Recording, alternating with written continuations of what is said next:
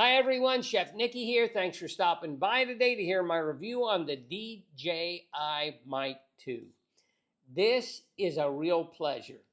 If you want to make videos and you need good audio, this is a great option. I used to host a weekly TV show and I've cooked on dozens of shows across the country. Now I make a lot of videos at home and I make recipes and tips and tricks and just different things that I can share with people. And I want good audio. And I'll tell you a lot of the reasons why I like this. So let's dive into it. At the end of this, when I'm done talking about this, stick around because I'm going to tell you about some other products that you may be interested in if you want to make your own videos. Okay, let's dive in.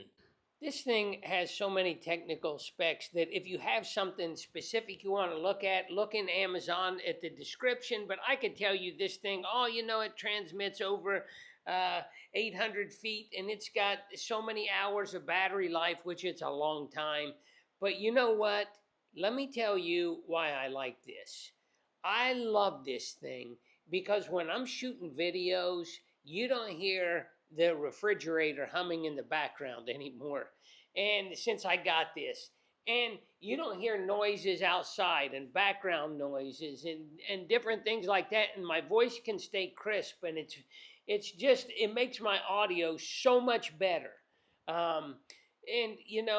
This thing, it comes with one receiver and it comes with two microphones. And the receiver, you can plug it right into your laptop like that, or you can plug it into a cell phone and then you Bluetooth the mic. It's a simple setup and it's quality. I decided let's go outside and let's just see how this thing works. Let's go. Let me show you what the camera sounds like without anything. And this is how I shot videos for a long time. I'm sure you may be able to hear some background noise, but the receiver's not plugged in, and as I move around, maybe the volume changes and things like that. So let me plug in the receiver, and I'll show you two different settings on here, on the microphone. Okay, we're going to start this out on the green setting, and I'll show you what it sounds like with the green setting.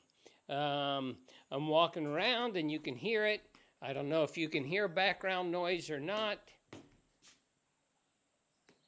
I hear water running down there, but I don't know if you hear it. There are birds chirping. Maybe they're not, they stopped chirping. Can you please chirp?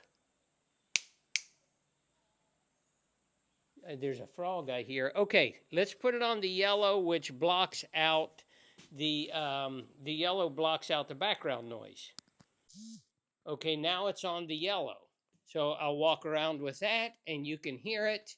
You can hear what it sounds like while I'm walking around, and we'll listen for background noise. There are a lot of birds out there and things like that right now, chirping and frogs. I'm in Costa Rica. Sometimes there are monkeys right here screaming. So, a lot of times I don't even wear this microphone. It picks it up. So it picks up my voice so strong. I just lay it on the counter out of frame and I use it like that.